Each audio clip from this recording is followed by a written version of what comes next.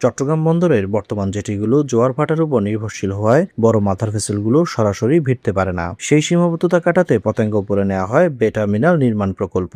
নানা প্রতিকূলতা কাটিয়ে ২০৩০ সালের মধ্যে চট্টগ্রাম বন্দরে বে টার্মিনালকে দৃশ্যমান করতে কাজ করছে সরকার। ইতিমধ্যে এই প্রকল্পে ৬৫০ মিলিয়ন মার্কিন ডলারের ঋণ চুক্তি হয়েছে বিশ্বব্যাংকের সাথে। এই ঋণের আওতায় প্রকল্পটি ৬ কিলোমিটার দীর্ঘ এলাকায় breakwater, access navigation channel ও টার্মিনালের মূল অবকাঠামো নির্মাণ করা হবে।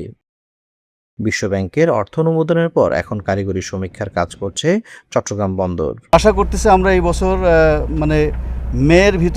মে জুনের মধ্যে হয়তো এটা আমরা শেষ করতে পারবো।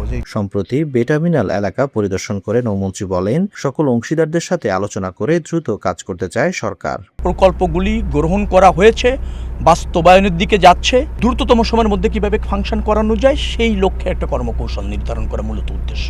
প্রায় ২৩০০ একরের প্রকল্পটি চালু হলে জোয়ার ভাটা, দিন বা রাতের সীমাবদ্ধতা ছাড়াই সর্বোচ্চ ১২ মিটার গভীরতা জাহাজ ভিড়তে পারবে বন্দরে, যা পুরো দক্ষিণ এশিয়ায় বাংলাদেশের অর্থনীতিকে আরও শক্তিশালী করবে। নাইমুল ইসলাম, বৈশাখী সংবাদ, চট্টগ্রাম।